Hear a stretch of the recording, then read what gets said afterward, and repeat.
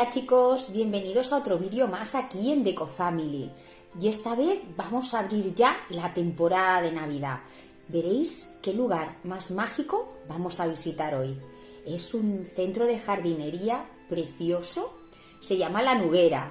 Y bueno, los que seáis de aquí, me parece que era de Rubí el lugar, pues visitadlo porque es precioso, precioso.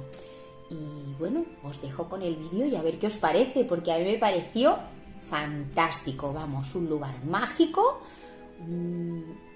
era como un paisaje hibernal lleno de árboles, un bosque fantástico.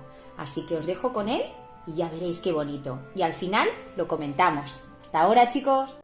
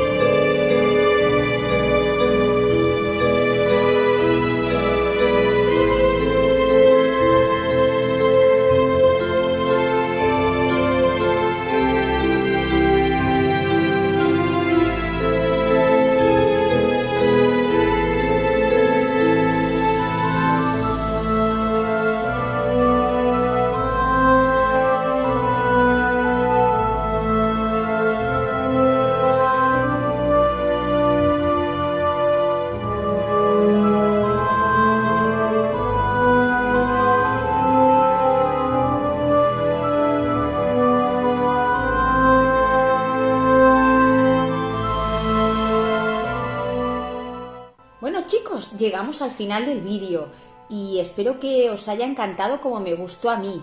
La verdad es que, claro, en el vídeo no se puede ver la magnitud, ¿no? Lo bonito que era. Que había incluso un coche allí antiguo metido. Vamos, era precioso. Precioso, precioso. Así que, ya os lo digo, empezamos ahora ya con las cositas de Navidad.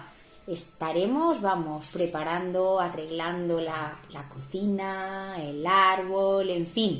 Un montón de sorpresas vamos a tener a partir de ahora, ¿eh? Nos lo vamos a pasar pipa. Así que no os perdáis los próximos vídeos, ¿eh? Y los que veis los vídeos y no estáis suscritos, suscribíos, que ya veréis que bien os lo pasáis. Y como siempre os digo, chicos, sed felices. Hasta luego.